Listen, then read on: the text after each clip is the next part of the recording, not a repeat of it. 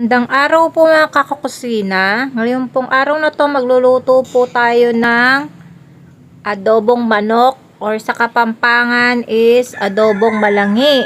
Nagpainit na ako ng mantika at inuna ko na po yung sibuyas. Inuna ko na po yan kasi madali pong naluluto yung bawang. So pwede niyo naman kahit ano yung unahin nyo dyan. Kung saan kayo nasanay.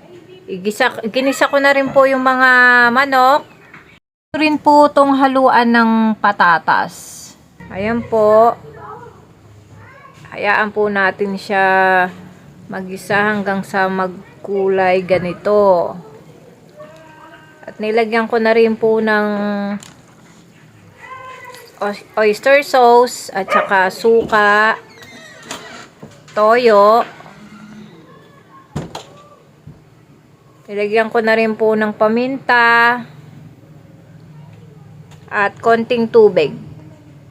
Halos kalahating tubig lang po yan. Kalahating basong tubig. Ayan po, nilagyan ko na rin po ng all-in-one seasoning. Nilagyan ko rin po ng asukal para po mag-blend yung alat tsaka matamis. Pakuluan lang po natin yan ng 5 minutes. After 5 minutes po, luto na po. Ready to eat na. Happy cooking everyone!